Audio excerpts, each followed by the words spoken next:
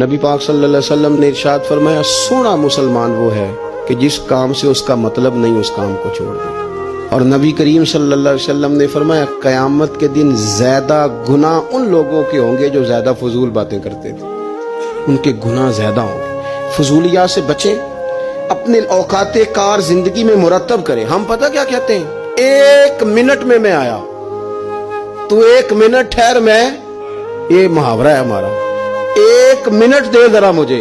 تو میں اکثر دوستوں سے کہتا ہوں کہ جو 1 منٹ ہے نا، اسے کیوں ضائع کرتے ہو؟ کیوں کہتے ہو 1 منٹ ٹھہر؟ کیوں ٹھہرے بھائی؟ آپ کو پتہ ہے منٹ میں کیا ہوتا ہے؟ 1 منٹ میں 6 دفعہ سورۃ اخلاص پڑھی جا سکتی ہے اور 2 قرآن پاک پڑھنے کا ثواب ہے۔ 1 منٹ کے اندر 26 مرتبہ کہا جا سکتا ہے سبحان اللہ و بحمدہ سبحان اللہ العظیم۔ اور یہ وہ کلمات ہیں کہ نبی پاک علیہ السلام نے فرمایا زبان سے کہنے آسان ہیں، میزان عمل پر ان کا بڑا وزن ہے، اور یہ تمہارے رب کے بڑے پیارے جملے ہیں، اللہ کو بڑے محبوب ہیں یہ کلمات۔ آپ دیکھیں سبحان اللہ، الحمدللہ، اللہ اکبر، یہ کتنی دفعہ پڑھا جا سکتا ہے؟ 1 منٹ کے اندر کئی دفعہ پیار سے ماں باپ کی زیارت کی جا سکتی ہے، اور جتنی بار زیارت کرو پورے حج کا ثواب ملتا ہے۔